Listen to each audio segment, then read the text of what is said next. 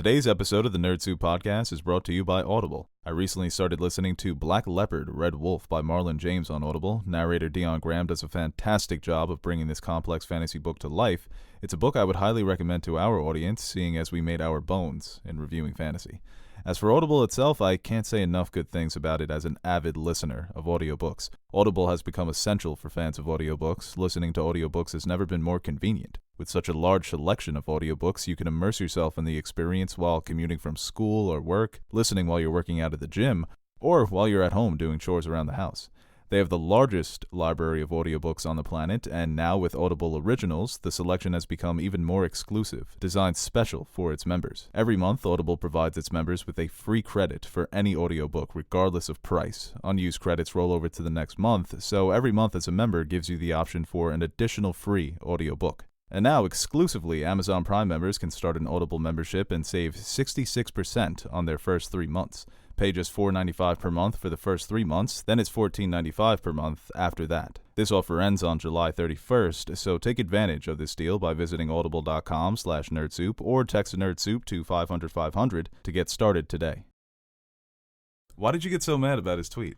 It really pissed me off. He was poking you. It was just a subtle I did poke. a good job, but no, now I'm unfollowing him. I'm blocking him. Good. I almost blocked you for it. You should have. I was real close to I couldn't delete it. It said right block, ahead. Soup report. on soup violence. Hate I to should see have reported it. Said it was Should have hateful. reported it? Yeah. They would have been like, sir, this is Twitter. What do you say? I didn't even see it.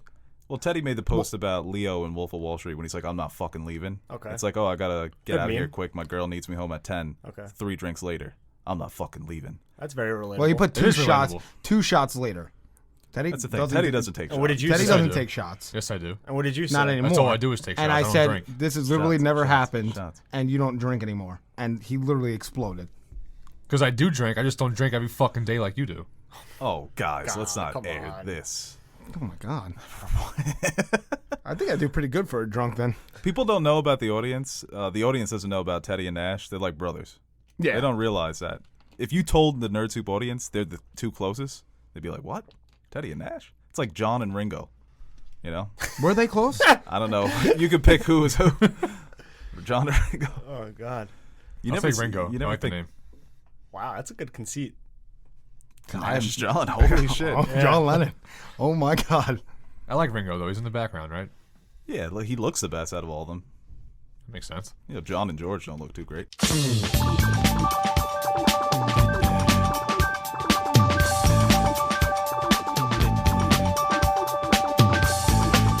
Hello, everybody, and welcome back to another episode of the Nerd Soup Podcast. I am Bo Oliver, joined today by Aaron, Teddy, Nash, and today we have a very special episode where we are going to be exclusively talking about Teddy. Once Upon a Time in Hollywood? Yeah, that's what we're doing, and also Tarantino films. You're in treating him general. like Ringo Starr. You're part of it. I don't Nice know job. I don't know why I threw it to you like that. Yeah. You stumbled it, but you brought it. I in. picked it back up, That's though. a catch. We'll review it. Yeah, but we're going to be ranking Tarantino's films and, of course, talking about his new one, Once Upon a Time in Hollywood, which is getting great reviews, his biggest box office weekend opening ever. So that's exciting. Slow news week, huh? Yes. How long has it been since his last movie? Hateful Eight, That's been like 4 years, right? 2015. 4 years, yeah. Yeah. That's usually what he does. 2015, 2012, Django, 2009, Inglourious. 3 years in between. Much anticipated movie. It always is. Good with for him. Yeah, you can listen to this podcast on iTunes at the Nerd Soup Podcast, SoundCloud, Spotify. Send us your questions at NerdSoup4You. We have some Tarantino-related questions, actually. Some good questions we got. And, of course, you can tweet us, NerdSoup4You on Twitter, NerdSoupMonkey, Anthony JQ Nash, Teddy NerdSoup. All right, let's get right into it. Once Upon a Time in Hollywood. What'd you guys think? I gave it a 9.5. Just want to start off by saying that. You give it a 9.3. Teddy did. I gave it a 9.4, sorry. Yeah, all right. See? I remember these things. You remember Teddy's score. Why? Why mine? You wanted to like dissect my score? Oh, he was disgusted by your score. My 9.4 somehow. You gave what, like a 7-8? No. Aaron didn't like it. I think he gave it, what, an 8.9? Yeah. Yeah, he hated it. Nash despised it. What'd you give it? At first I said 7.5, and now God. it's at an 8.5. Oh, wow. The more I think about it, the more I like it. Why don't you stick by your points? No, because I was clearly, first of all, it was late when we saw that movie. I was tired. I was kind of you look cranky. tired. I was I cranky that day. Yeah, I want to express this to you guys. Can we not see a 3-hour movie at 10 o'clock at night again? Yeah. You know what? I was getting tired towards the end too. There was a I fell 7:30 asleep. opening we could have went to too. I You fell know, asleep it's in 20 Teddy. minutes. Teddy can never go early. I can't. He can never go, really. I'm surprised we got you in that window. Well, I was already tired to begin with. 9:30. Movie didn't start till 10, and it was slow. Like usually Tarantino, you get it right off the bat, and then Yeah. it kind of, has its peaks and valleys. This was kind of more of an uphill climb, and I think Steady uphill climb. it took its time. I mean, definitely. lunch break in between the climbs. But by, like, He's an out-of-shape hiker. But it's 10 o'clock, and it's by the time, so I was tired in the beginning, and that's why I want to see it again, because I feel like I would appreciate, Yeah. looking back on it, I still appreciate all the things he was able to do, and some of those smaller moments, and I love a slow burn and character moments too, but it didn't help that I was fucking so tired, and but as it progressed, I was getting more into it, and I woke up a little. It had nothing to do with the Coke Zero caffeine. Well, you kind of had no choice to wake up at the end, Yeah. I don't. Are But, we doing spoilers on this? Yeah, we'll go full spoilers. Spoiler. Spoiler alert, Sharon Tate doesn't die. What? Say See, I like that. I like that he did that. It was his own take. He retold the story kind of, but it wasn't it wasn't a documentary. It was a movie. Exactly. And it's kind of cool how he flipped it, where the interesting story about Sharon Tate in the real world is that she was killed by Charles Manson's followers. Obviously, she was an up-and-coming actress. She was married to Roman Polanski. She was becoming a star, but the interesting thing about her, unfortunately, is that she was murdered. But Tarantino kind of flips that and it shows her in a positive light, shows her that as a fun-loving young actress. And in this scenario, she wasn't killed. So he's kind of taking the thing that defines her life, this very tragic and unfortunate event, and he switches it in a way that makes you appreciate her life more rather than just associating her with these murders and with Charles Manson, who's a despicable, terrible human being. So that's interesting, and of course he uses his signature violence at the end. Yeah. That's every Tarantino movie. It's build, everybody dies, which is, you know what you're getting. But this was the way that he flipped it, where he's changing history. I found it to be very clever, and I think this might be my favorite Tarantino movie. I mean, he's definitely not afraid to change history, because I don't remember Hitler getting fucking pieced That's up in a actually movie. accurate. Yeah.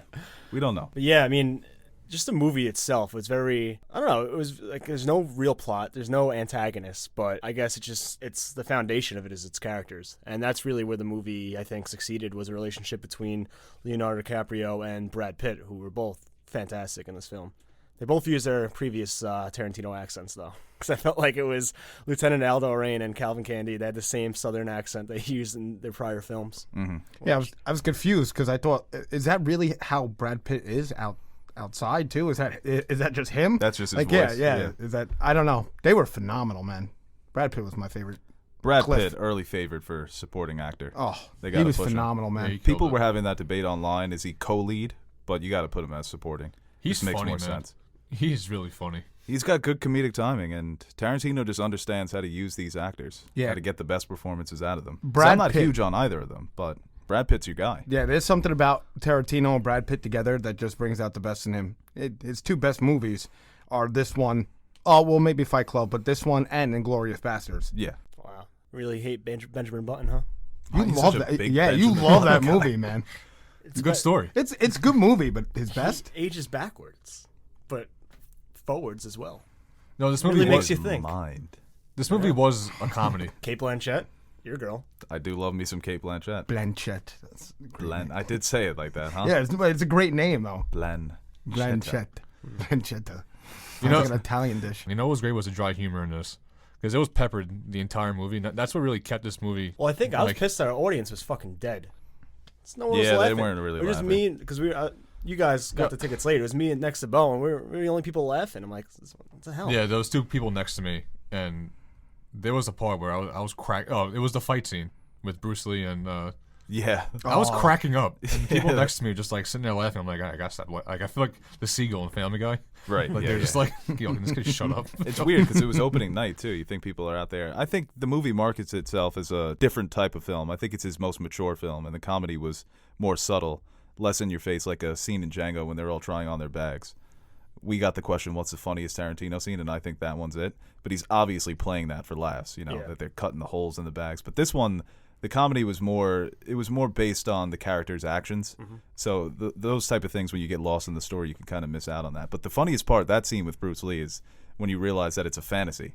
Because in the middle of it, I'm like, What's going on here? Why is Brad Pitt beating up Bruce Lee? Disrespected Bruce Lee so bad. Yeah, but that's like he played it off that way where it's like Brad Pitt's like, no way, this guy, and it was like his memory too of it. So I kind of took it as like Brad Pitt with his shirt off, like after he's like, look, he's on the roof, like fixing the cable. He's looking back, so like, yeah, I took him. I could take Bruce Well, Lee. I feel like in reality, like in this movie and timeline, he just got his. Well, that probably never happened. What? He was just imagining that. Yeah, well, that embodies how good of a director he is. Because I'm not the most fucking. Let's hear it. I'm not the most witty don't sell person. yourself. Humble yourself. And I feel like I can catch like flashbacks like that. Right. think you're And fine. I had no idea it was a flashback. I think you're really smart. You guys Good looking. done? You guys done? No, yeah, and that's somebody made a criticism that it's just a white male fantasy.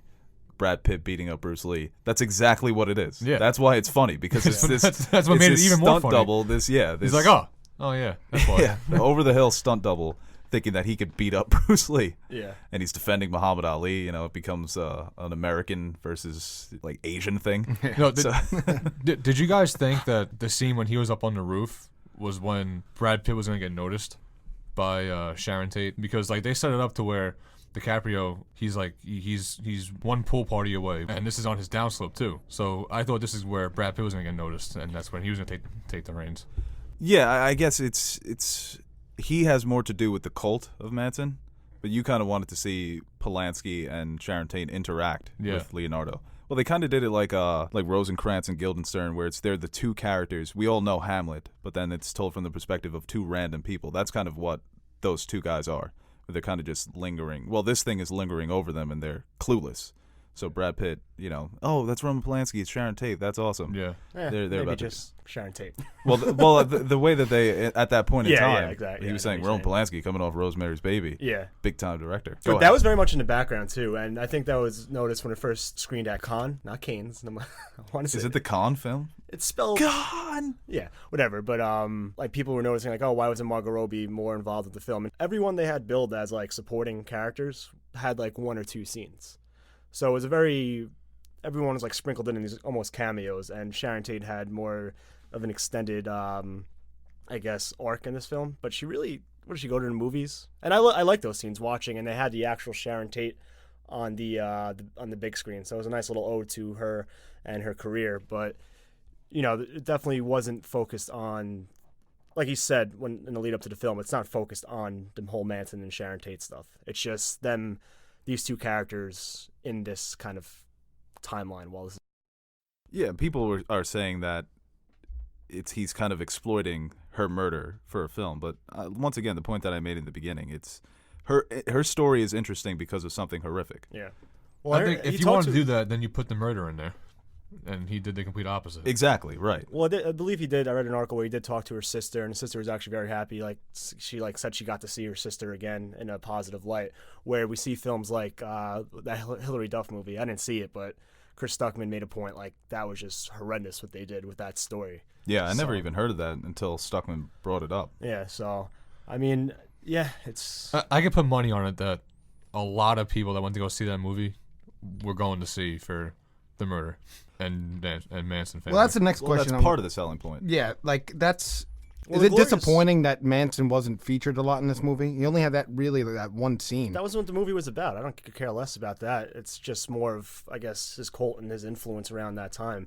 It's kind of very much like Inglourious Bastards, where it is Hitler and Nazi Germany, and that's kind of on the outskirts. You see Hitler a few times, but the whole thing is you following the bastards and their operations and how they're working towards this, and the story of Shoshana and her story, and how I guess the effects of this time is affecting the characters. But Hitler was just like an extra, like they sprinkled in, and it was satisfying to see him get fucking shot at the end. But he really didn't really do anything towards the story. It's He kind asked of that like one this guy here. for gum. He did. I don't know why. I love that. It's just Hitler asking for gum. He's just like all of us. yeah. A normal dude. Did you bring enough for the whole Reich? Kill him. And again, of course, in this movie, Tarantino has its way with Nazis. He always just seems, no matter what. You made the point that this movie kind of just combined every genre that he's done. Yeah. 'Cause it was like Westerns, the Western and Nazis. Well, that was very violence. very cool in the beginning, seeing all the films he was in and the shows he was in and how they shot that. Because in the trailers they are in high def, but when you see them in the movie, they're all grainy and as it would appear in 1969. on TV and in the theaters. Leonardo DiCaprio does not look like a classic Hollywood star at all. It's so funny. Yeah. He doesn't have that Jimmy Stewart, Dean Martin look to him. He's a modern movie star, so I wonder what type of actor, who could you have gotten to play that more convincingly? Well, I think that's what makes it so good that Leo played that part, because he was struggling, you know. Exactly. So yeah. like he doesn't fit that part. Just so, doesn't have the look. Yeah. I read an article that I couldn't agree with more, and it's just another nod to Tarantino's writing, is that this movie felt like it was an episode of Seinfeld, where there was like four stories going on. And then they all converge. Yeah. Yeah, it's Seinfeld-esque. You had Brad Pitt's story, you had DiCaprio's story, Sharon Tate's story, and then they just all come full circle. A cult? What's a cult? You're in cahoots with him? But I feel like that makes the movie more enjoyable to watch too, because you're not just focusing on one story. Like you have three other subplots to think about, and in the back of your mind, you're like, I don't get how he's gonna put this together, and then bring these together, and then like it keeps you active in the movie. Yeah, because they kept hinting at obviously the members of Manson's cult. Every time they would show them on screen, it would kind of go to slow motion, and some eerie music would play. And then Brad Pitt was the one who was being lured by the young girl who hops in his car. That's Nash's girl. Oh my God. Hippies were sexy back in the day, huh? Hippies, you know what it is though with hippies? I feel like take a they bath. gross me out. Yeah. They seem stinky. There was that one scene where she lifted up her armpit and it was all hairy and stuff. I was like, oh, maybe I don't like her. Well, there's that Family Guy joke where he tells Britney Spears, he's like, "You smell like salty garbage." No, That's what I feel with hippies. every time I saw the those 60s. hippies, I thought of like the SpongeBob episode when he has bad breath and he just like stinks all around him. Am I ugly? Not at all, sir.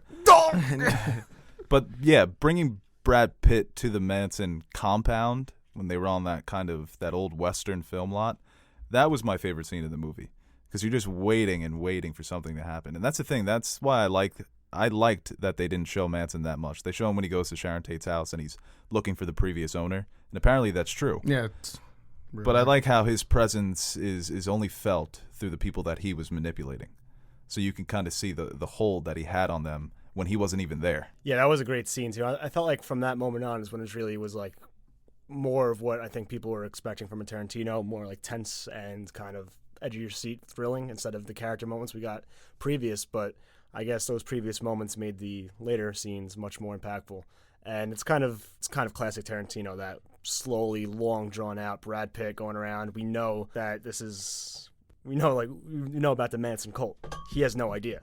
And it's just, everything's like, don't go into that room, don't do this, don't do that. You think he's being played like, yeah, go down the hall, he's right down there. And you're just expecting something bad to happen, and nothing does. But just that tense moment, and I guess the conclusion of that when he fucking punches the hippie in the face. Oh my God. And makes him change his tire. It's like, can I get a rag to wipe my face? No, tire first. Tire first. Oh, he was so good in that movie, man. He was definitely the standout, man. Him and Brandy, his dog. Oh my God, the good boy. Yeah, there was It's so a many. hell of a dog. There's so many great scenes. The Poor first girl. scene with her, yeah, when he's feeding her. Oh, you see, like I was cracking up at that when like he was holding the food and then he'd plop it in. I was Yeah. laughing at that. I felt like there wasn't anyone laughing. No, there wasn't a lot of people laughing. It was a dead crowd. I think it's because it was so much slower than his previous movies that I think the crowd felt maybe it was out of place to laugh at some of the humor. It was also like 11:30, 12 o'clock at night. Yeah, we were all just exhausted. Everybody was just shot. We were laughing internally, like when you watch something by yourself. You never laugh out loud. I know Yeah. I'm going to get made fun of, but another person that stood out in that movie was Austin Butler, man. That's Aaron's going to Tex. be like, Aaron Butler, blah, blah, blah, blah, blah, blah, blah," which he did before this podcast. Don't make that face. Yeah, but now You did sound exactly like that. Yeah, but I know, you didn't do it though. But you bring it up like there's no setup for that joke. You were talking about him for the past 2 days, and that's why I was making fun of you. The audience doesn't know that, so I kind of just. No, Had it's no- no, but it's yeah. okay. It's okay. He was good. But no one would make fun of you. Okay, but but I'm it just was saying good in the movie. He was good in the movie. He good was actor, very good good. performance. Yeah. But I was just making fun of you because you haven't stopped talking about it for the past 2 days. Honestly, I can't stop talking about the movie itself. I've been telling everybody, go see it, watch it, and that's why my score went up another point. What is it sitting at right now? 8.5. It's not even going up a little bit. No, it's still I'm trying to get it to 9. it has gotten up to the point. I don't know if we're jumping ahead here, but it's like my 4th or 3rd favorite Tarantino movie. Oh, it's a little Tease. teaser. Yeah, a little Call teaser. that. Once again, I don't mind that Margot Robbie as Sharon Tate did have a lesser role, because, like I said, it's the ending scene. It's kind of how you would want things to go, and people are even complaining about the violence against two of the Manson hitmen or hit women. There's violence against women once again. Tarantino commits violence against everybody in his movies. Himself. Yeah, right. He just likes, like he says, his violence in the real world. He likes is bad. controversy, man. But he's kind of showing, in a way, he's answering his critics, saying violence in the real world can be good. Wouldn't you rather that this happened to the Manson psychos rather than them killing Sharon Tate dying? Yeah, right. So he's showing that sometimes violence, even though Cliff Booth he killed his wife, right? Yeah. It's like a bad dude, but in a way he makes up for it. It's, That's strange. But I think it was like, in the moment it was funny, like when his wife is on the boat and like yelling at him and stuff, and he said, "Oh, he killed his wife," and then you see how it plays out, and he kind of points to her. I think that was just played for laughs, and I don't know. You kind of forget that. Yeah, he's a murderer. It was played for laughs, yeah. Yeah. It's part of his fantasy. But yeah, Tarantino, we know he's a strange guy, has a strange sense of humor, so A lot of feet. I was just about to say. yeah. Just about to say. I remember who pointed that out to me. I think it was Screen Junkies on one of their honest trailers. They point out all the feet in his movies. Yeah, I was reading an article, and You like what you like. they were talking about the top 5 best and top 5 worst of the cameos that was in the movie. And the number 1 cameo that was the worst was all the feet. There are a lot of feet. They're like, he loves fucking feet now. Sharon Tate's feet at the movies. The hippie on the windshield. Yeah. And there was That pissed me off. I was like, get your feet off the dash. disrespectful. Yeah, and I guess Leo's character too. I think he's getting kind of, everyone's talking about Pitt, but I think his character was very intriguing. Just him going through the realization of being a has-been, as he puts it, and just, his journey throughout. Because, like we said, there really is no real plot. It's not like, they're going to get Manson or how they have like a goal in mind. It's just living through their lives for this couple of days or however long the movie takes place and what he's going through at this moment. It was interesting to see him fight that, and they did play it off in comedic ways at times, but at the crux of it, just a guy dealing with his own, I guess, perceived failure, or downhill slope. Yeah, they established that in the beginning with Al Pacino's cameo. People said that he had one of the weaker cameos. I was hoping for more Al Pacino, because Al Pacino in a Tarantino movie, that's the first time that they've ever worked together. Kurt Russell, James Marsden got cut completely. That's a shame. Yeah, he's a man. But Kurt Russell's cameo was great, man. That whole sequence with Bruce Lee. That's the thing. It was such a great collection of moments, and somehow he managed to pull it all together. Because, like you said, there really isn't a narrative at all. It's just kind of a couple of days in the lives of these actors, and then it skips 4 months into the murders. Mm-hmm.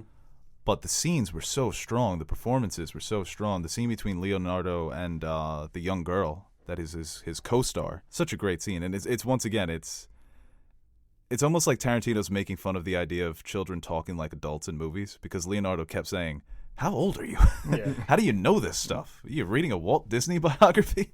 But she was fantastic. Yeah. How good was that scene when he was like fucking up and he was like, it's like line, like you're getting like a real life aspect on what actors go through, and like you have to be in the zone, kind of like, it's kind of like a sports player, you need to lock in and yeah, do he your wants job. to take a break, and they're like, "No, we got the fucking footage rolling. We're not trying to reload." Yeah, you hear from the background, and you have the camera pans and the Yeah. resets and everything. That was very interesting to see, because you never really get that. Even when you watch a show or a movie depicting the making of a movie or show, I felt like the way he framed that was fucking pretty awesome. He made you feel how they felt, like how stressed they felt, how much like under pressure they were. Because you got to think about it. Like DiCaprio is like, he even said it, like he's losing his job. He's in a dying industry. Well, Yeah, for not a dying industry, but like his time has passed. Yeah, and that sucks, man. Like, you got to come to realize that, and then like your career's almost over. Yeah, I think a lot of artists have to come to that realization at some point in their career. It's kind of like adapt or die. So Leo he couldn't adapt. He had to just change what he was doing. He goes to Italy, stars in those spaghetti westerns, and I love that line too. It's like, who the hell would watch a spaghetti western? It's one of the biggest influences on Tarantino. He loves spaghetti westerns. Well, he loves referencing things that he loves himself. It's like, I think this might be your masterpiece. It's kind of like M. Wow. Night. He should have saved that for this movie. Yeah. He should do that at the end of every one of his movies. Just the character looks in the screen. It's like, I'm the best. Yeah. He wasn't in this one, too. Or maybe he was in the background. I didn't notice. I didn't notice him. Yeah, I didn't notice looking either. for him. I don't think he was. But, Well, I could feel Leo's pain in the movie. You know, somebody that just, after 2 autographs, I'm just on my way down. It's tough. I'm trying, like you said, it's adapter. You know, You might need to go join an Italian podcast. Italian, Yeah. all, what, like 4 different ones? Yeah. Just Okay. come back with your Italian wife. Or Spanish in Teddy's eyes. Oh, my This God. guy, I fell asleep that time. this guy Teddy fell asleep for the entire Italy sequence. And he wakes up and he's like, no, Leo's got a Spanish wife. Yo, she sounded Spanish, man. Italian, to be fair, Italian and Spanish are very similar. But you're Italian. Yeah, I know. That's why I gave it a 9.3. He's like, oh, Italy, representing. Yeah. You gotta shout Yeah, it out. was a 9. It's gotta like, shout Ted, out you know Italy. they went to Italy in the middle of the film. What? Yeah, it they up 9 reference points. Antonio Margaretti from Inglourious Basterds. Oh, the same name. Well, that's one of the names they use when they go into the premiere. Oh, nice. And they reference that as one of the directors of Leo's movies when he was in Italy. Margherita. Yeah, I mean, Leo, he doesn't get enough credit as a comedic actor, man. He's hilarious. I think he gets enough credit. I mean, what is he in? Not That's, really. I that's think- funny. I feel like he gets shaded on a lot. I don't think he's got great comedic chops. I think he does. In a very He's Leo. never been in a comedy. This is pretty much Wolf of Wall Street, and this yeah. are pretty much. Wolf of Wall Street is, I guess, it's a comedy. Well, it's a comedy in a sense of we want to win an award, so we'll I feel like put he's it just into the always Golden Globes angry. as a comedy and musical. His face is always there's such angst on his face in every movie that he's in. He's always Like he's a snob. like squinting. Yo, Yeah. he was like squinting the entire movie. Yeah, that's all he does. Is he yells and he squints. Notice the slight stutter he had the whole movie? Slight, that was part of his character. Yeah, no, like, I mean, this, In every scene. it wasn't as noticeable as you would think. I know, but that was like kind of like they never reference it at all, but it's kind of like a subtle characterization of him. Not only is he overcoming being a has-been and trying to get these roles, but also in his acting stutters. ability, he has to deal with this and try to. He's not, also got a bad stutter. yeah, but that's like another part of his struggle while acting. How he can't nail his lines. He's worried about his job security, and he has this to deal with, and it gets worse and worse the more anxious he is, and I guess stressed. So He's very good at pretending to act. When they were filming those movies, that's always weird to me in movies where you're pretending to be an actor acting. but not at the level of Leo. Like Right, he has was to be acting lesser. as a lesser actor than he is in real life. Former self. And then when he actually turns it up and kills that scene and everyone's going crazy, that's when he actually is like, all right, now I can act like Now I an can actor that's scream. not as good as me, but he's bringing out a performance like I would in real life. Right. Yeah, he gets the chance to scream in a movie. It's like I've never had this before. You ever see Revolutionary Road? No.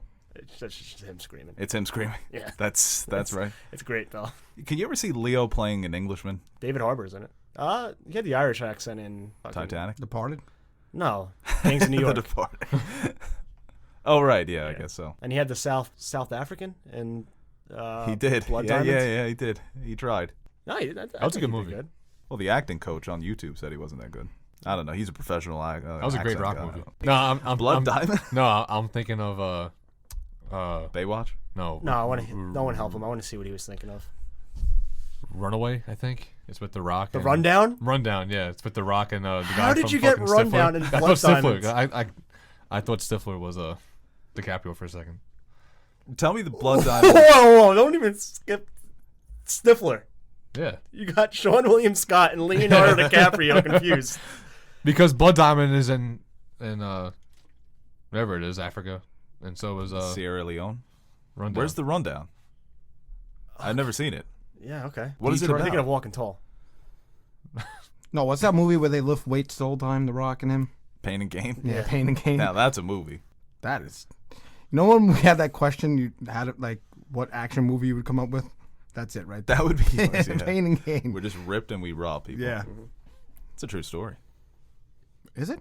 Yeah, Pain and Gain, true story. Nice. Michael Bay bringing truth to life in the form of cinema. Very You nice. know what says I love Blood Diamond too. I love that movie. You got a Blood Diamond poster here. in your Still room. don't know. What? I still don't know if you know the movie or not. No, I do. Okay. I mean, it's hard to recover from Sean William Scott and Yeah, Leo. now I'm Yeah. questioning if you know what Blood Diamond actually is. Yeah, it's when I don't know the guy's name, but he finds the diamond in the water and he Okay. hides it. And DiCaprio's in the. He's cell. the dude from Guardians of the Galaxy. Yeah. Who? Is he? He's Yeah. the Who guy? He's in a lot. He's in Shazam. Wow. He's in a bunch of Damon stuff. Hansu. He's good. Hansu. Wow, you know his name. Yeah, he's a good actor. He's in a lot of things. He is. You would. Good for you. I'm happy. Okay. I'm not. Thank you. Not Chad. slighting you. I don't know with you, man. because we were definitely not complimenting you before. Nah. We were joking, so I thought you were doing that back on us. Nah, it is what it is. It's just a hiccup. Don't worry about it. Yeah, we'll just move past that. What's No, the this is actor who Raw plays Dog. who plays Bruce Lee? It's Mike Yu, right? Yeah, MOH.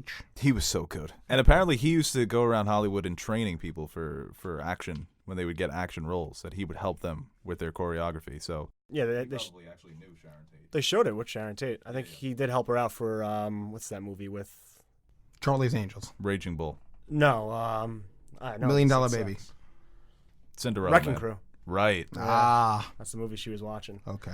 That has to be a close. fucking flex though. Going up to the ticket counter, being like, "I'm in a movie, free ticket, please." Right, yeah. It's like, oh, you're in the movie, so then you can afford a ticket then. Yeah, what the fuck? Why did rich people always just get all these avenues It's all, of like getting every free time. stuff? Rich people Makes always get no free sense. stuff. When you win an NBA championship, it's like, oh, he'll never pay for dinner again in New York. Why? Why not? What the hell? Help the economy. You see Getting his all these contract? endorsement deals? Yeah. You know, that was a scene though that was pretty cool to see. Was like all the extras and stunt doubles backstage. You know, it's just cool seeing like what they be doing during the movie. I kept Just thinking hanging of Hail Caesar, because Hail Caesar was similar. Where it was old Hollywood. That was the 50s, and how the studio system would actually work. But I agree with you. It's cool to see the lot, the trailers.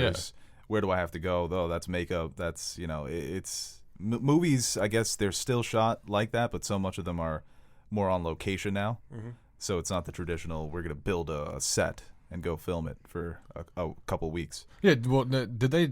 I'm assuming they built that set too. Yeah, I was thinking about that too.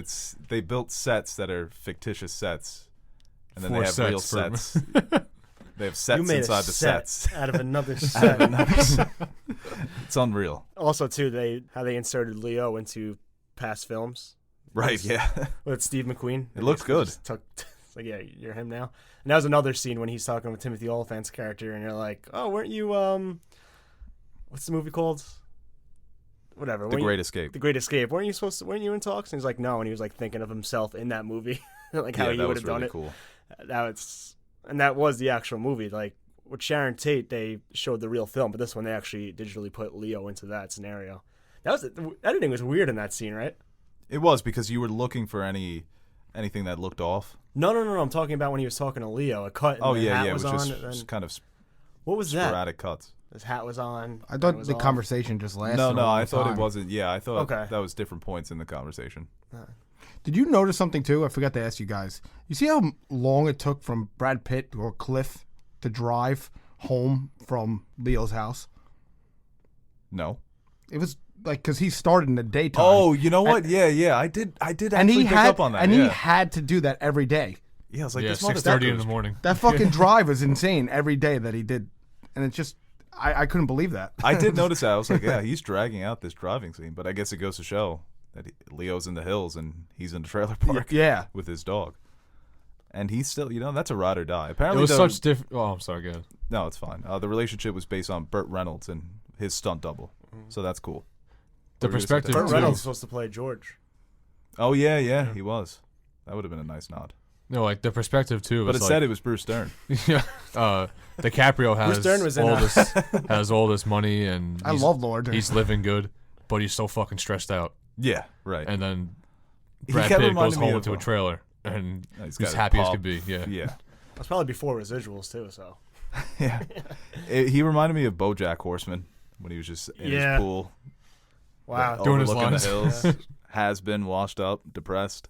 So that's BoJack for you. Tarantino definitely watches BoJack. But overall, I think it was might be my favorite Tarantino. It's between that and The Hateful Eight. Where would you guys sit this one? full rankings or. Yeah, I guess we'll just go full rankings right now. Man, it's tough. I mean, Bastards is my 1, Django is my 2, and then Pulp Fiction up there too. I don't know if I I feel like Pulp Fiction is like interchangeable. that's like the generation before us. Like I think we had Bastards and Django as like our Tarantino in our. It's like Jordan is the '90s and LeBron is ours. Yeah, so I felt like just the time we were up like that was perfect for us. And then, but I still love Pulp Fiction. And then the Kill Bills, they're just one movie pretty much. He considers them one movie. So. Yeah, they were supposed to be released as one movie, but it was too long, even for him. I'll probably put it in that like mid tier range around Reservoir Dogs because there's not really one bad one. What was his? What's You his haven't worst? seen Death Proof. Death Proof? No, I haven't. That's the only one I Bad? haven't seen. It's not bad, but it's his worst movie. And is He that- doesn't like it. And the first one that he ever made, but I don't think that was a theatrical release. So I don't think he counts that either. No. So yeah, mid-tier, 4 or 5. But I want to watch it again too because I think a lot of his movies get better as they go on. I can watch *Inglourious Bastards* 20 times in a row and still be entertained. And I feel like with this movie, especially if you're a little tired and you kind of weren't really grasping the first act like usually he does with his films. It was more the second act is what dragged on. Well, I know, but you're like *Inglourious Bastards* as an example. From the opening scene, you're fucking locked in, and you just want to see this play out. This one's more of like I'm intrigued, but it takes a while to get going. And I felt like there's a lot of subtle and nuanced aspects to this film that when you go and watch it again, second, third time, you pick up on, and you have a greater appreciation for it. So I'll definitely. It's one of those where TBD on my rankings, but as it stands. 4, 5, maybe. That opening scene in Bastards is probably his best opening scene. Might be his best single scene that he's ever written. Yeah. Remix Fur Elise with like that spaghetti western theme. It's fucking amazing. Yeah, I got 1 Pulp Thanks, Fiction. I had no idea what you just said. Yeah, Let me go on my list. Brush that one off. Ted, get your Beethoven up. 1 Pulp Fiction, 2 Django, 3 Bastards, 4 Once Upon a Time, 5 Hateful Eight, and the Kill Bills coming in 6 and 7. 6, 7. You haven't seen Jackie Brown, right? No, Jackie Reservoir Brown. Dogs? I haven't seen Jackie Brown or Reservoir Dogs, but I know those are really good movies, so I gotta see them. Jackie Brown is always the one people forget. Hateful Eight too. I kind of just forgot about it, but I did like it. But that's one where people still like it, but they're like, it's not his best. That's my Except- least favorite. Except if Really? you're Bo. Yeah, Hateful Eight. And you guys are gonna. Hateful Eight's down there just because of how much I love Django, Pulp Fiction, and Bastards. I got Dogs at 1. Dogs at 1. I love that movie. I don't know why. I just love that movie. You're a big Steve Buscemi guy. Yeah, Buscemi's the man. I look like him. I'm his twin, apparently. I You got. don't tip? His philosophy of not tipping is ridiculous. But I can like picture that character trying to make that argument. Nash? Well, no, not Nash. Oh, okay. I thought But, you were like- gonna say Wait, Nash Buscemi tips. doesn't tip? It's No. that whole opening scene, Reservoir Dogs. Oh, When I he don't. doesn't want to tip the waitress, Favorite movie. Oh, yeah. and they're all like, "What the fuck is wrong with you?" Yeah. Oh, no. Okay. I thought you meant Steve Buscemi I feel like Teddy himself. would watch that and be like, yeah, I got that. Yeah, no, but I thought true. you meant Buscemi himself. No, Buscemi tips. I was like, oh, wait, is there something we don't about... want to spread malicious rumors Oh, about Steve jeez. Buscemi. Well, that's He what we tips. planned to do, right? At one point? For Shaq.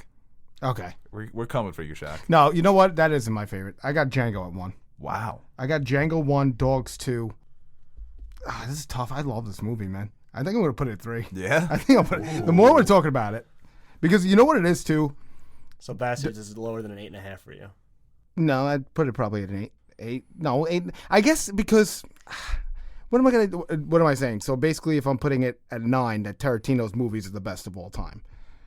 So every movie that Tarantino does is better than most things that you've ever seen. Right. Like I don't want to you're just start saying it's throwing fair around. To Yeah, like keep I'm trying to some be. of them under Yeah, an like 8.5. what am I gonna do? Like just Right. start throwing 9s all over the place? No, you can have. I'm not gonna get You can it. have more 9s and You can- 9.3s. But and then, like, 2s what- and 1s. It's like trying to rate something in that's the just how scope you- of one out. Like you can have a 9-1, 9-8-9. Like they're so closely grouped. Like he doesn't have. No, His movies are considered really good and are loved by a lot of people. So you can rate them all very high. A lot of directors have that. He just doesn't make as much films as where if he, made 20 films, it would probably be 10 that are not so great and 10 that are really good. yeah. he just puts out straight. No, heat. I'm trying to be fair with the ranking system, I guess. Fair to who? The people that listen. I'm not gonna just be biased and throw around 9s. I don't know. I got Django's my favorite. How about we just leave it at that? Django, Dogs, Once Upon a Time, Bastards, Then the Kill Bills. Kill Bills. Yeah. Yeah. What about Pulp? I think that's so overrated. Pulp is overrated. Don't start. Pulp is Either so of you don't overrated. start. No, it's really good, but I don't think it's one of.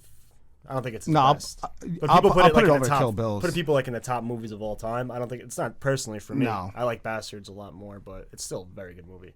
But it's like when you're talking about overrated for great things, it's like you could still think they're great, but some people you just don't like it as much as other people. Very influential, Pulp Fiction. Yeah, the beginning was the end. Or the end was the beginning. I want to hear yours. Fuck. Yeah, I just did Tyrion Oh, Lannister God. on you. Yeah. Love is the death of duty.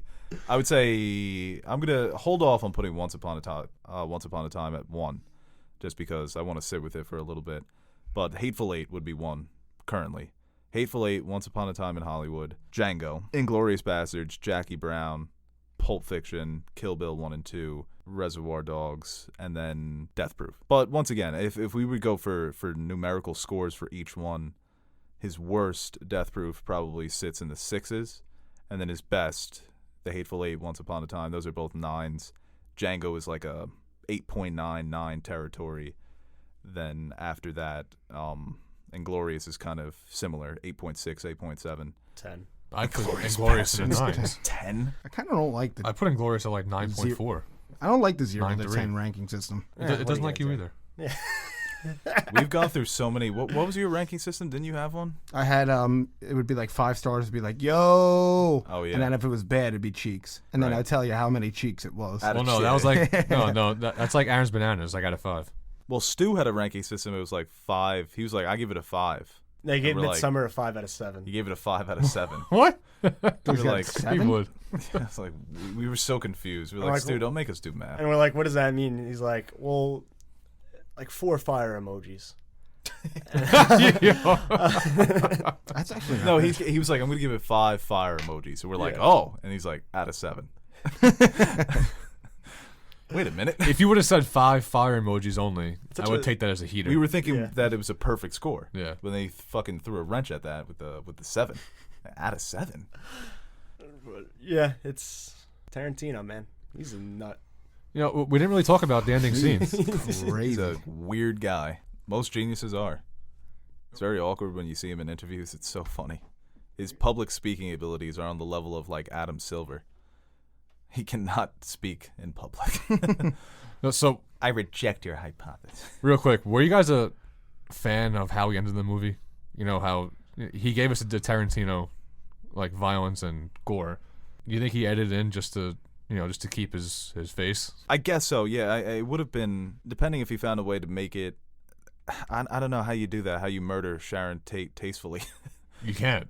So this was the best. I mean, it was a fantasy. It was Once Upon a Time in Hollywood. It's what if this happened instead. He's It's like wishful thinking, but still Tarantino violence, which is kind of cool. that's like, I feel like that's his thing. It's like, I'm just gonna make this film like an ode to old Hollywood, do all this like Crazy, wacky stuff. yeah, lead up for 2.5 hours, and at the end I'm just gonna start fucking shit up.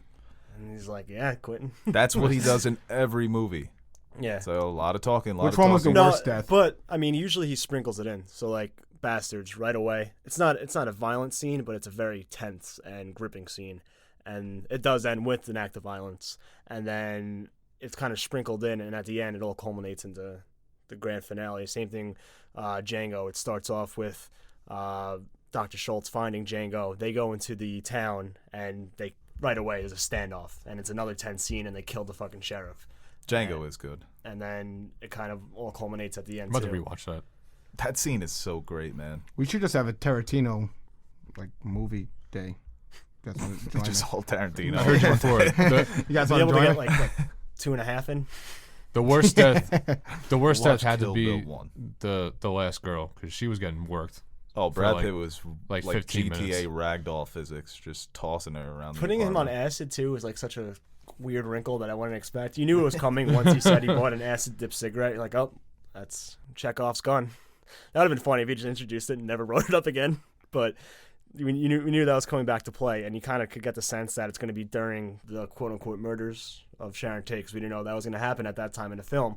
So it's kind of like, is he going to experience this on acid and like not like? I wonder if know that was a what's going Trip the on? fuck out. subtle defense of psychedelics, where he's showing Brad Pitt on acid and he was able to stop the murders, and so much of the Manson cult was just taking psychedelics all day, Yeah, just tripping on acid. he points the fucking finger gun back at Tex, That was so funny. When he was laughing. and the whole time Leo's just fucking. What do you in say? his Is that pool, real? Doesn't know what's going on, and then she fucking Yeah. runs out and he takes the torch. That was perfect. When he walked out with the flamethrower, all confident, And when they come out, when Sharon Tate's friend comes like out, his it's like, her mistress or it's whatever like, he wants. what's going on? It's like, we heard some gunshots. He's like, Yeah, I it's don't like, know. What happened? He's like, yeah. It's like, is everybody okay? He's like, yeah, not the hippies. Not the hippies are. They sure aren't. So yeah, I torched the last one. Yeah, the way he was like talking That out, accent, explaining what happens. That was perfect. And then I was waiting for something else to happen. I thought that they were going to go into Dalton's house, kill him and Brad Pitt, and then go to Tate's. But I'm glad that didn't happen. Well, it's like And he's had happy endings before for certain characters, but I guess this is the first time where the two main characters get off, like, are good to go. You saw in Django, Schultz dies, but Django, it's a good ending for him. And Inglourious Bastards, I guess Brad Pitt wins, but like half the fucking most of the bastards fucking die, and it's only him Fassbender and dies, him. and all that. Like, so that was actually a different take as far as Tarantino's concerned. But, well, I guess not all of them. But You know what was it was funny? like it was a tale about friendship, and seeing that reaffirmed at the end when he said, You know what was funny too? Throughout the whole movie, he was sprinkling like Hollywood stereotypes, like how, like Al Pacino's character was telling him, there's always just the hero always wins and all this stuff, and then sure enough, he's like, why not have this? You win this time, and then you face another person, and then he wins, and it just change it up. And then there was another part he's talking with the little girl that they would talk about something with Hollywood, but he's just throwing digs at Hollywood, how predictable they could be, and yeah, oh yeah.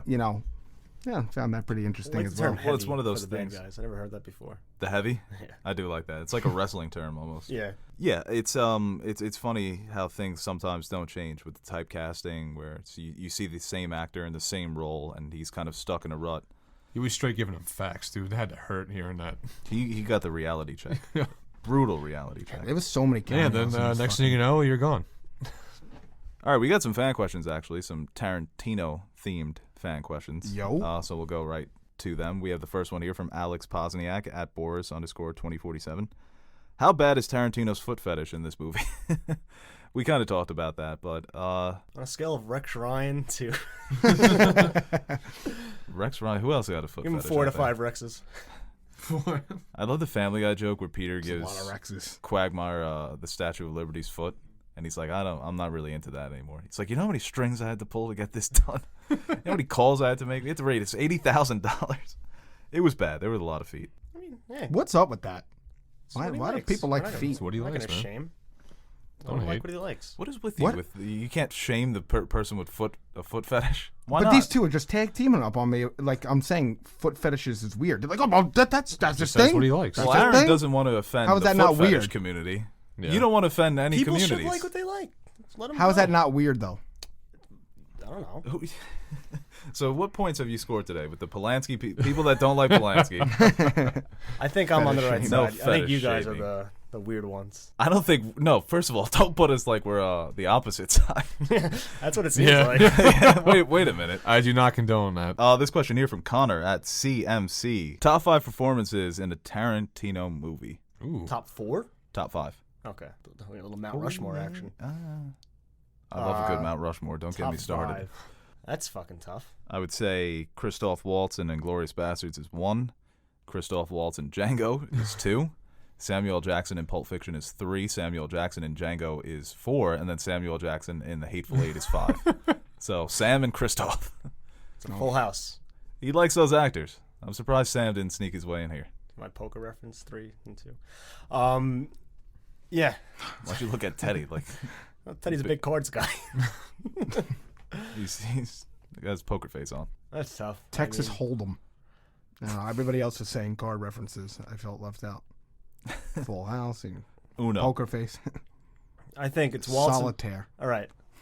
Waltz and Bastards. No problem. I'm just going to go 5 out. Leo and Django. There's Sam Jackson in Pulp Fiction. Uma Thurman in Kill Bill. Great performance. And Do. It's good radio. what? Ted? Okay. Yeah, I guess Waltz and fucking Dead air. Django too. I'm not listening to your list. Mine? Yeah. Yeah, it's all right. Okay. You can skip the Nash? question. You can skip mine. as well. Okay. This question here, good question here from Cora and Frida. Why does Tarantino still have safe passage to be a mad artist? This is an His interesting list? question. What? Because of his list, and he His knows list of films. What do you mean? Because we say how. Well, I think the question is why is he still allowed to get away with certain things that maybe other directors wouldn't be able to? It's Because- it's Have kind you of ever like seen his movies? it's like Eminem. For some reason, Eminem, if he came out and had a song with a bunch of words that you're not supposed to use anymore, it's like that's just Eminem. And even now he kind of gets some pushback, but I think it's if you're established, I saw an interview of Eminem saying how he feels bad saying some words now right? because And you can't say it anymore. Yeah, and he changes his style. But Tarantino, I guess if you are established, he's been around for Pulp Fiction is 94, so 25 years. He's considered a legend. He's considered one of the best filmmakers working today, and you kind of know what you're getting with Tarantino. You're not going into a Tarantino film expecting anything less Rom-com. than right, long scenes of dialogue and violence and humor. I think it's more so that, you know how we say a joke, you can make any joke as long as it lands. Like, his scripts land. Yeah. And, like, he knows how to word everything, and he knows how to get around doing certain things. So I think that's why he's because he's so good. I think that's why he's allowed to. I don't know. You think it's just whatever? You know, it's him? Kind of I just mean, know what you're signing up for. He has. Well, he isn't. People still want to do his movies. A lot of people in Hollywood that are activists and stuff like that still support him and what he does, which we've seen in the past, definitely with other people. But Obviously, he hasn't been accused of anything like Weinstein. No. Yeah. But the fact that he was associated with him for the majority of his career, I mean, they had such a close working relationship. And some of the comments that he's made about Roman Polanski, but that was 16 years ago. His opinion may have changed. He's kind of one of those guys. Seinfeld said it on a recent episode of Comedians in Cars Getting Coffee. He was with Seth Rogen, that the comedian's job is to kind of find the line and balance on it. So you kind of have to be delicate, and it helps when you are a genius, because he's a great writer, like you said. He is so good that a lot of his jokes land. Sometimes they don't. One of the most off-putting scenes for me in Pulp Fiction is when he plays the character that helps them hide the body, and we all know that scene. Yeah. What he keeps using that word over and over again, and I just it's so off-putting, and I find it very inappropriate. But in a movie like Django, where he was criticized by Spike Lee for using the N-word too often, it kind of makes more sense because of the setting of the movie. But I think he's crossed the line, but he doesn't cross it egregiously, so people still give him the leeway to make his types of films. And original films, the amount of money that he's making, it's unreal. Yeah, and just don't see it. It's also the whole like art versus the art, separate the art from the artist type deal. He does make very good films, and I think it helps. It's like when you see if you're selling, man, you can do whatever you want. Yeah, and I don't know. It's such a philosophical debate, like when to draw the line, and I think if you view his films in a vacuum, and you don't have to like the guy, but his films are very good, and he has made some of my favorite films, so it's a delicate situation, but yeah, he does the serious thing with comedic aspects to it. So it's like I don't want to say appreciate it, but you get what he's trying. Yeah, it's not cliche. It's not like, you know. It's cliche in the sense of Tarantino because you come to expect it. Right. But it is different. It's like a Wes Anderson. You know, they have very unique styles. Nobody's telling them what to do when they're making films.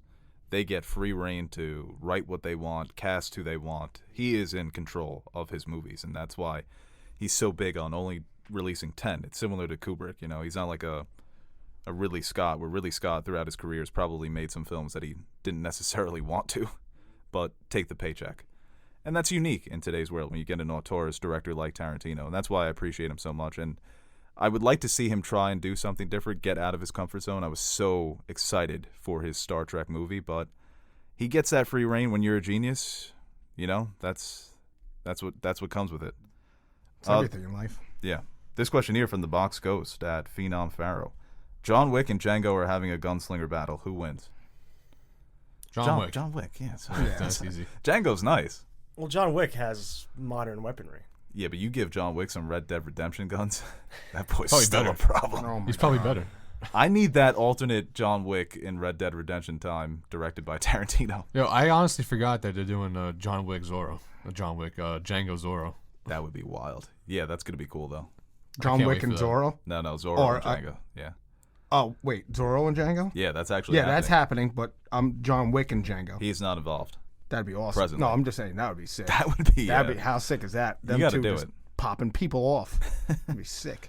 This question here from Axel of House Rizzo. Aldo Rain versus Cliff Booth. I'm going to go Aldo Rain. I don't know. They're both Brad Pitt. Spider-Man. Yeah. Well, it depends if Cliff is really, if he's really the same person he hypes himself up to be. If he's that nice with it. Well, I So, think he means more like character. Oh, okay. not them fighting. We're stuck on the John Wick Yeah. aspect. Aldo Rain. They're both Vietnam veterans. Oh wait, real quick. I mean, veterans of war. With Once Upon a Time, that's one thing I love too. That they didn't just like they gave you like a sneak peek of how Cliff could fight, and they kept going with that. Like that wasn't just like a thing, and then it fluttered into the movie like that. Like that was part of the movie. Yeah, a lot of his him being able to character fight. traits. He was a they badass. They were brought up for a purpose, stating that he was a veteran of the Vietnam War. Yeah. So that's why he was so easily able to take out those lunatics. Man, Cliff was so good in this movie, though. Cliff was the best part of the movie. Yeah, he really was. And Aldo Rain is probably the second best performance in that movie after Waltz. Yeah, give me Cliff. I'm going Cliff. All right, last question here from you Krillin at CR_egg. Best use of a song in a film of Tarantino's. I'll tell you what, when California Dreaming came on, that was just when they were cruising in the car. Yeah, that was good. This soundtrack was good. All the 1960s music, that's the way to fucking go. I love Jungle Boogie in Pulp Fiction during the opening credits after that first scene. I mean, and Reservoir Dogs, Stuck in the Middle. Yeah, that's like the iconic. It's like a twisted twist on that song. I think it's for Luis and Glorious Bastards, though. That sets the tone for the movie right off the bat. And the way he mixes that with the spaghetti western theme is fucking. It's a guy chopping wood, and they just play that in the background. It's like, fuck, shit's about to. Things are about to. Yeah. Well, I got number one, so you guys can stop talking about it. 20 Black Coffins by Rick Ross. 100 Black Coffins. Oh my god, Yeah. that is a good one When too. that song comes I'll on, never forget when we were watching Django. that is the hardest. And Like we all looked at each other and just started bumping. Why is this playing right now? That bass in that movie theater was unbelievable. Django, the way he was riding that horse. Yeah, boy, smooth with his music. Tarantino. Yeah, he knows how to plant them in. He's a hip hop head. He's very close friends with RZA. I'll tell you the most awkward one is Pulp Fiction when they're doing the twist. Oh, I love that. I hate that scene. When they're dancing John Travolta and I hate that You scene. Never Can Tell by Chuck Berry. I hate that Wow, scene. that's probably Well, my you don't second like- favorite. You don't like the what's the song in It Glorious is It's Bastards? so awkward. Oh, I hate that rock song that comes on at the end. Gasoline. Yeah, what the hell is I going like that. on? Shoshana's getting ready to go. She puts the fucking eye black on or war paint, whatever, and And then she gets clapped. Yeah, she was getting hyped and just got popped. Yeah, you humble yourself. Get the job done first. she got the last laugh though. She did ended the literally war. get the last laugh. That's so weird. Every time I think She's a about that hero. movie, it's like if one of them knew what the other was doing, everyone could have survived. Yeah, right. Yeah. That always happens in history. It's like, oh yeah, you guys, the bastards, you don't even need to come here. I have this all settled. It's like the opposite too. It's like, Shoshana, you don't have to do anything. We're coming. We're taking everybody out. Although she would have died if they didn't know she was there. Yes. Would she have? Well, she would have been projecting the film, and they were gonna blow it up. Right. Yeah, they had the dynamite. Damn, suicide mission to kill Hitler. You killing yourself to kill Hitler? All right, everybody, that's the Nerd 2 podcast for today. Thank you for listening as a Tarantino special on this episode. Any last thoughts, guys? Any last Go remarks? see it. I guess you saw it already, right? If you listen to this podcast. Some people are freaks, and they listen to this without seeing the movies. That's crazy. All right, follow us on Twitter. I stink right now, dude. Keeping that in.